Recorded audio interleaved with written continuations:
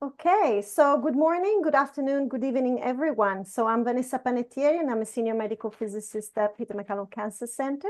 I'm also adjunct associate professor at Monash University and the University of Melbourne. So it is my great pleasure and a privilege as well today to interview Associate Professor Natalka Suchowerska for the Asian Pacific Federation of Medical Physics Meet the Expert series. So this is a very important series for us. What we're trying to do here is to celebrate the contribution of the most influential medical physicists in the region and also to inspire everyone else in the profession.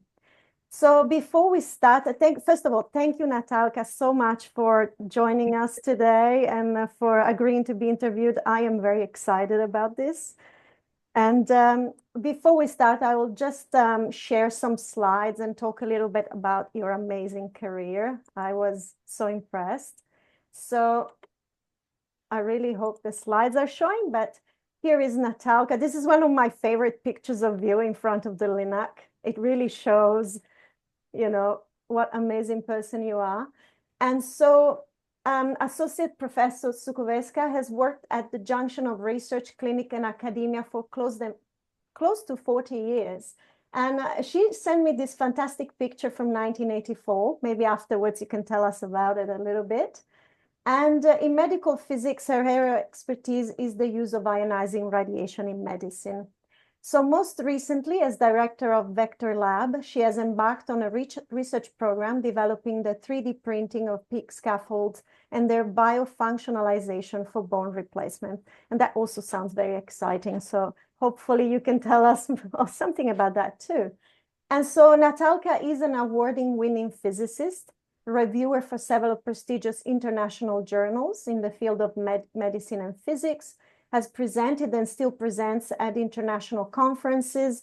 You can see here she was the scientific co-chair of physics of the inaugural Astro Meets Asia conference. And Natalka has held position on several national and international committees, including the AFOMP. So her team, working from the radiobiology lab of Vector Lab, was the first to establish 3 classes of bystander response, following therapeutic irradiation, for which they were awarded the Roberts Prize for Best Paper in Physics in Medicine and Biology, which, as we know, it's a very prestigious journal. So Natalka, here she is with some of her students, has led and developed many successful research collaborations, secured patents, and in 2016 was named in the top 100 women of influence sponsored by the AFR in the category innovation. And that was so inspirational for me as a woman in this field. And in 2021, Natalka was honored to be awarded the ASTRO Honorary Membership for contribution in innovation in medical physics and in realizing multidisciplinary and international collaboration. Since 2022, she has stepped down from her clinical position, but she's not, she's not doing a lot anyway, and now works part-time from the University of Sydney. So she has been extremely active, and because this has given her the opportunity to become one of the founding members of the International Help Ukraine group, the HUG, I love the acronym, a team of oncology practitioners formed to support peer professionals in Ukraine during the war by providing medical supplies, hardware, software, virtual and in-person training, and educational material. I found this very interesting. Natalka is also certified as an interpreter in Ukrainian English. So she has a broad experience in clinical service, teaching, including course development and coordination, research and development, commercialization, and professional leadership. So thank you again very much. I'll stop sharing for being with me here today. And what an inspiration your career has been so far. And I'm sure you'll be doing much more in the future.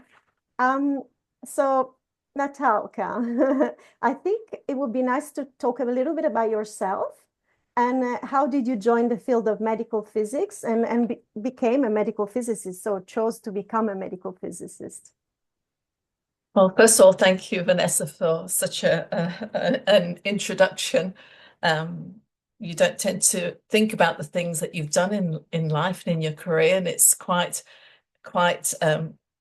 shocking when you see it all put together in just a few slides. I don't know if the things that I have to share and to say will be of value to anyone, but if they are, I'm happy to be honest and share them here. So how did I join the field of medical physics? I never actually thought about I want to be a medical physicist, but I was always interested in the natural world around me and how things worked. And this engaged me because things followed a certain pattern. The natural world has a certain way of behaving. And once you understand one part of the physical world, you can see similarities with other parts of the physical world. And so there were rules about the way the world works. And this, I liked seeing that order, that natural order in life. But in parallel to that, I also had this creative side that likes to dream. If only things were different, if only things could work in another way. And you very quickly realize that you will never be God. You will never change the natural world, but you can see the natural world in a different way and open up new opportunities and new possibilities. So I think, how do you get into medical physics? I wanted to do something that used those skills and that interest I had. And by having a degree in physics, my first degree was in physics and biology, I wanted to combine those two strengths. And that's how I got into medical physics. But I very quickly realized that you could also be creative within that field. There was also an opportunity to dream. And so once I took that first step in, I quickly got sucked into medical physics.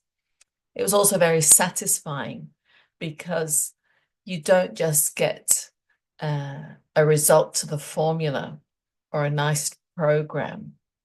You also see the effect in the patients. So once you work in the clinic and have to walk through the waiting room every day and see the patients waiting, or once you start doing clinical trials and they start trialing your invention, you realize that you're having an impact on people's lives. People have one life and you are helping them live it or helping them through a very difficult time and maybe helping them die with dignity. And I think there are few better ways to use the life that you have than doing something like this. So I think medical physics is one of the top careers, top choices that you can have if you enjoy the type of work that medical physics does. Yeah, really good words. I have the same feeling about the profession, the same. That's Well, so inspiring. I think it is common. Yes. And so, can you tell us a little bit about your early career and, highlights, challenges? I'm sure there were challenges too. Well, I've sort of explained a little bit how I got into medical physics and the things that I really enjoy and the things that are in my immediate memory are the things that I've done most recently. However, you don't start that way. And I can tell a story of Picasso, who had students who would turn up and say, I don't want to do all this traditional painting. I want to just do the hands, the women facing sideways. I can do this, or different shapes. I can do this. I don't need to do the traditional painting. And Picasso said, no, you need to go through the process of all those stages of art and the thinking and the philosophy behind them, and going through those processes of all those different forms that man has gone through in creating art before you understand what I am trying to create. And I think the same thing with medical physics. Getting into medical physics, I was probably a very troublesome student because I wanted to do things that were creative, and the people that were supervising me had to keep pulling me back because you do need to learn the fundamentals. And my career had 3 stages.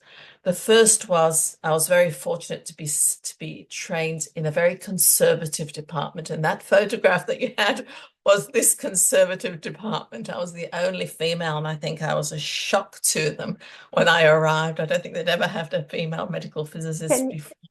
can you tell And us where it was? this was at Westmead Hospital in Sydney.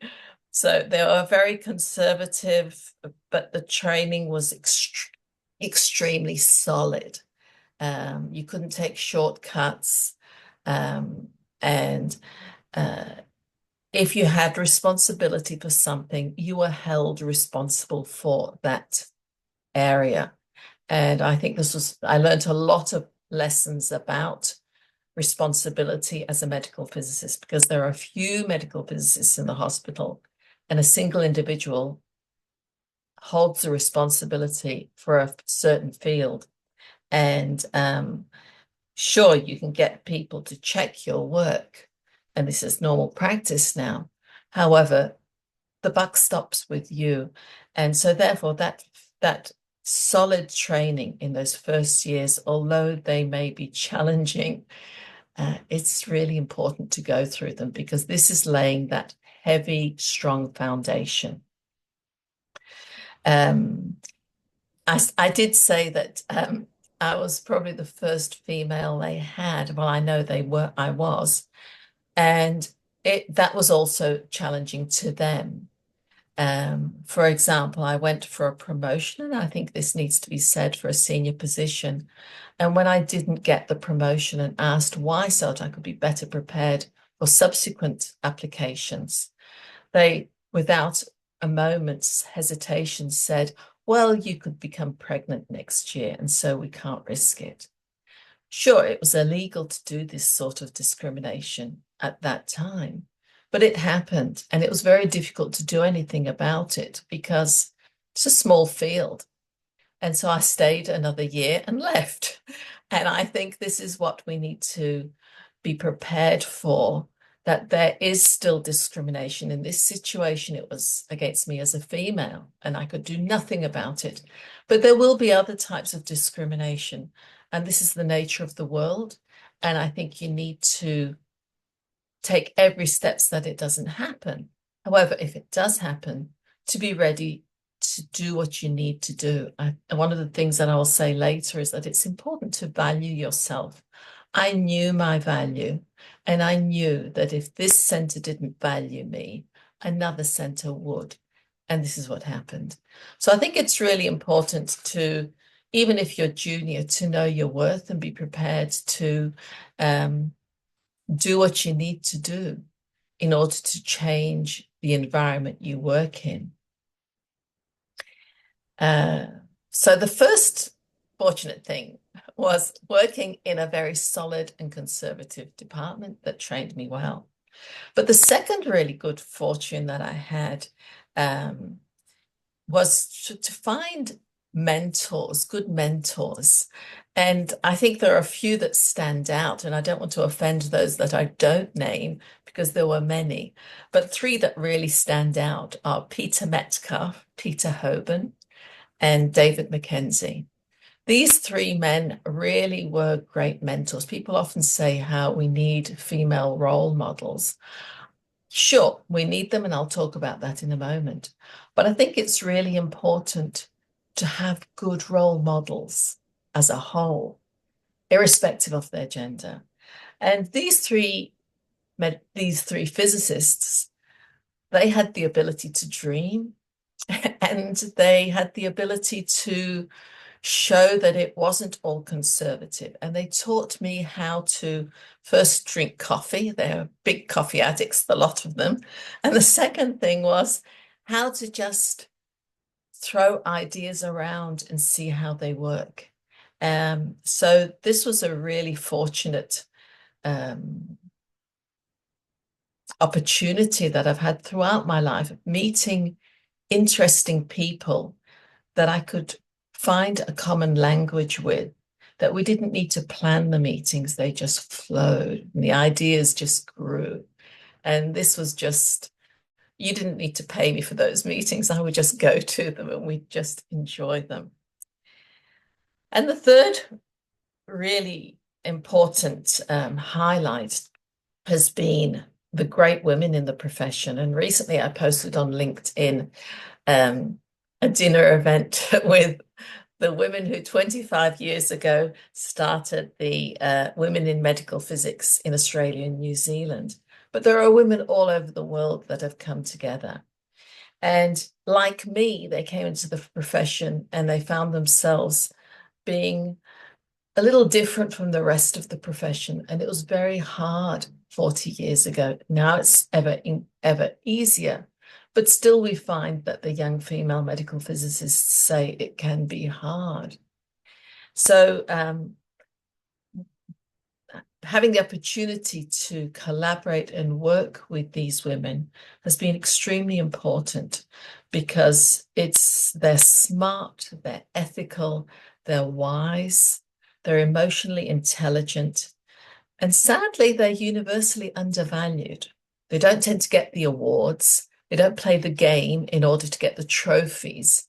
But in fact, if you look at each career, they have made an extraordinary contribution to the field. Extraordinary. They have given people ideas upon which they have completed their PhDs. And so I think these women and being able to work with them and see the way they continue working, they don't have a chip on their shoulder, they continue working and doing positive things in medical physics has been absolutely inspirational. Yes, I agree. I had mentors too. First, I agree on the mentors that it's very important to have them independently if they're men, women, or, anyone you find that you can connect with. And also the experience of women. Now, luckily in the profession, there are more junior physicists and there is more balance, men and women. But yes, definitely, it's good to hear that we need to value ourselves in the profession. And so what has kept you motivated? What has, given you that energy that you seem to even show here on the screen? It's incredible.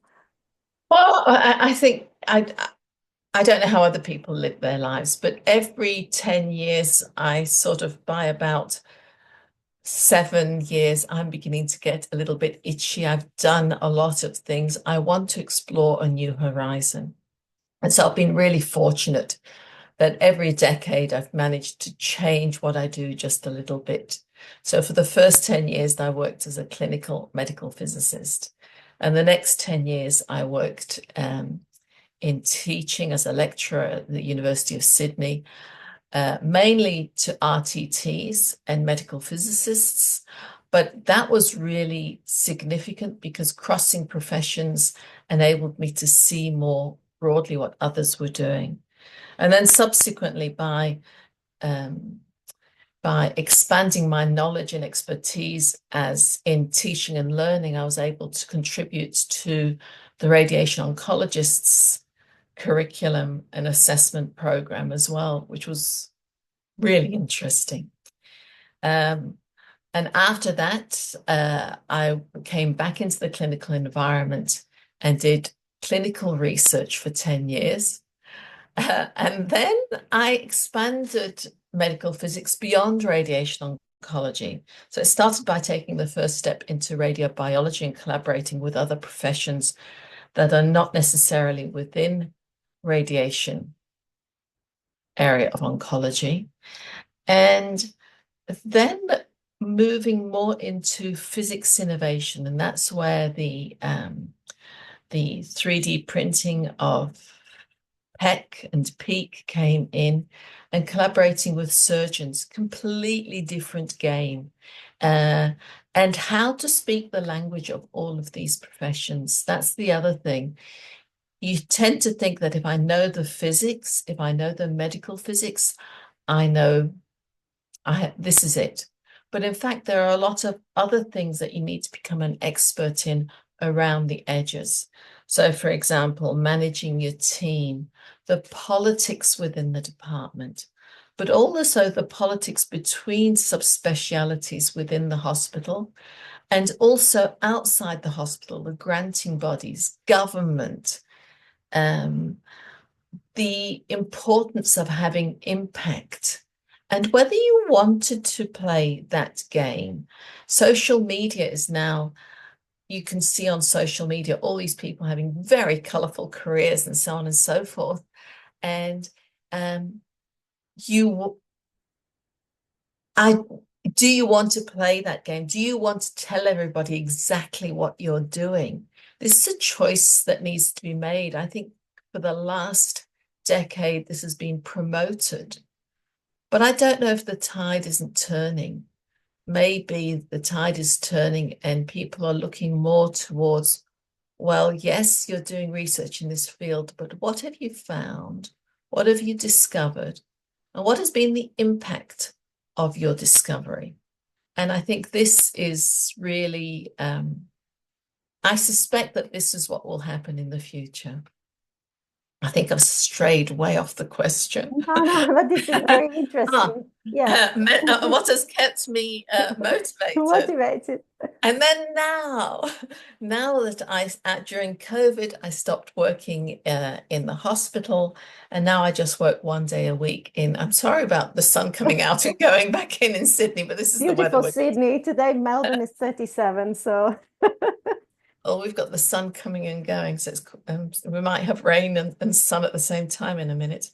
But going back to, so during COVID, I stepped back from the clinic, and you realize that you have a lot of skills that you didn't realize you had. And with the war in Ukraine, the government approached me and gave me a scholarship to upgrade my qualifications as an interpreter. And so I went back to the university and did a quick course and became a certified interpreter. And this is largely because of the people who are refugees in Australia needing support. And so, but also because there are delegations that come from Ukraine, there are meetings with business entities. And so therefore the skills to have empathy, to know when to be silent in a hospital situation, to understand what happens when someone is going into surgery and what to say and what not to say, when someone is actually possibly dying in front of you, and you need to know how to manage it and interpret to them what is happening. To go into a meeting where business is being negotiated and recognized what the positioning is happening here, where everyone is sitting, what is actually to be able to read the room. These are skills that you learn throughout your career, which have got really not much to do with medical physics, but make you an all-round professional. And it's, I think, very sad that when people become senior, that they suddenly stop and think, I'm going to be playing golf now. Whereas, in fact, these skills have a purpose and a use. And I'm putting a lot of use to them right now with the situation in Ukraine, here in Australia, but also in supporting education and training and enabling the radiation oncology centers in Ukraine to make that transition from using Soviet cobalt units to modern technology by holding weekly mentoring meetings and education meetings. And this has been my main work within the frame of the Help Ukraine group, which has a much bigger program and a much bigger agenda internationally. Yes, very impressive. And so if you have to think about, of your professional career and also what you're doing now, what are the accomplishment that you're most proud of? I'm sure there's many. Without a doubt, it's my students. Oh, that's fantastic. Recently I made a post of something quite trivial on LinkedIn of something from a conference, and all these students that I had not seen for years, and I remember them as 18-year-olds, 20-year-olds, and things I said to them, thinking, oh, this student's a troublemaker. What will happen with this student? And they are now world leaders working in the Middle East, working in Asia, working in the United States, in Canada, in Europe, heads of their departments, really having impact and saying paraphrasing things I said to them in lectures without even thinking about it. They were just things that maybe my father told me and I told them, and they have gone on to tell their whole departments. And this not that they're paraphrasing me, but their achievements, what they've gone on to do, that they have given themselves the freedom to dream, to have the confidence to say, well, other people are good, but I'm also good. And no one can do this better than I can. I'm going to give it a go. And so many have gone on to do wonderful things in the world. And I'm so incredibly proud of the people that have been my students in all three professions, in RTTs, medical physicists, and radiation oncologists. They've done wonderful things, and this is an enormous pleasure for me. However, now I've gone into this second phase where I'm working with Ukrainians, and I'm incredibly proud of the profession, of all the medical physicists and radiation oncologists and RTTs from around the world that have just got up and said, we need to help our peer professions. We need to do something. We can do something. And they give lectures for free. They mentor for free. Sometimes just an email is enough. And so I'm so proud of our profession that people do roll their sleeves up and do something to help their colleagues. And I know that they're very aware that the way the world is at right now, today it's Ukraine, but tomorrow it could be us. And I think everyone's really aware of that. So we think about how would we like to be supported? And they are supporting Ukraine enormously. But most proud I am of the Ukrainians who come to our mentoring sessions every week. The power is off, the lights are dark, and they come every single week to learn something, to talk about their problems, to try and find solutions to the very unique challenges that treating cancer patients in war delivers. And if I could do just part of what they do, I would be incredibly proud. So I think there is a lot the world can learn from the oncology professionals in Ukraine and how they continue delivering treatment and upgrading their treatment techniques and technologies in the very, very difficult circumstances. We have protocols for everything. We don't have a protocol for how we should behave when there is a disaster, man-made or natural. Yes, that's true. I've always thought myself that there is a sense of community in the medical physics sort of group. Like we tend to help each other more than maybe another professional. Maybe that's my sort of perception, but I think it is. And yes, I agree with you. It's amazing, sort of the strength and the resilience that our colleagues in Ukraine have had in the past years with all that happened. Just going back to medical physics and looking at all the developments that we've been having in the past years, how do you see the future of our profession? Do you have any vision for us?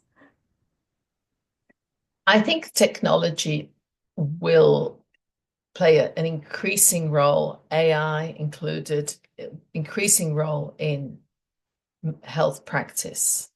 You go to the doctors and they've got a formula for everything. What's the probability of you having a heart attack? What's the probability of you, so on and so forth. So it's not just the technology, it's about creating models about health, predicting outcomes. And so therefore, I think the role of medical physicists in the safe implementation, in the right implementation, in addressing all those factors that the doctors who are at the coalface simply wanting to use the technology don't want to know, that middle person is really important. People often say that the medical physicist to medicine is a bit like the anaesthetist in surgery. They don't actually, on their own, do very much. However, you go into surgery without an anaesthetist, and I think this is how all aspects of medicine will become in the future. In some areas of medicine, the medical physicist will be more visible. In others, they will be less visible, but they will start pervading all areas. However, I think there is another, and I think there are other people who will be speaking in this series who will speak more about this and in that vein, because I think that's the common sense sort of answer to what is the future of medical physics. But I think there's a slightly different aspect to what is the future of medical physics. People who are sick are extremely vulnerable. They will do anything to not be sick. They will do anything to be cured. They'll do anything to solve the problem they have. Give me the magic drug, give me the magic surgery. And so when you have desperate people, this is a great opportunity for those who want to make deals. It's an opportunity to make money. And I think the medical physicist plays a really important role here because we can identify, is this of benefit to the patient? Will this change the outcome for the patient? What is the cost? What is the benefit? And I think it's really important for the medical physicist to play a role in this, to evaluate the technology and see where the real benefit is, and such that that benefit is directed exactly to those people who will most benefit from it, and not to all people who are willing to pay. Maybe I'm being a bit too egalitarian. Maybe that's the Australian influence. But I think it's important to have an ethical conscience in this field. And maybe this is something we don't spend enough time on. We need to be ethical about the things that we invent and what their purpose will be, and not take the short-term view of, I need this grant to pay my salary. That's the end, and I can work here and discover things for 2 years. I think the important thing is, how will this change patients' lives? Because tomorrow it may be you or I, it might be our children, it might be our mothers, our fathers. What would you wish for them? And so we need to always remember that, I think. So I think medical physics has a really important role in all aspects of medicine, but particularly in evaluating where the technology is of greatest benefit, and to communicate that well. Yeah, thank you for that. I think hopefully the artificial intelligence tool will give us the time to to spend on that sort of ethics and safety and looking at the big pictures instead of just focusing on doing that day-to-day job that maybe the machine can do in some form or shape for us. Yeah. So I hope so too. And just tell us, what's your life philosophy? I think it's a question that we ask everyone. And also if there is a message that you want to give as last, sort of message to the early career medical physicists that are starting in this profession. I don't know if I have a philosophy. I think it's, if you want to do well, do things you enjoy. Don't do things that your mother tells you to do. Do things you enjoy, because if you enjoy something, you will always do well. So, there are many people where, their parents always wanted them to be a doctor, and they go and do medicine and they're miserable for the rest of their lives. And sometimes. But I think inevitably, if you do what you enjoy, it will hold you through. It will engage you for your whole life. So do what you enjoy. I think it's really important to collaborate. People are social.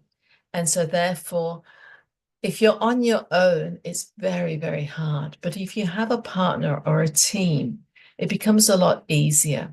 So find like-minded people And they might, at one time, they had to be in your hospital. Now I collaborate with people all over the world. We meet every week, and it's great.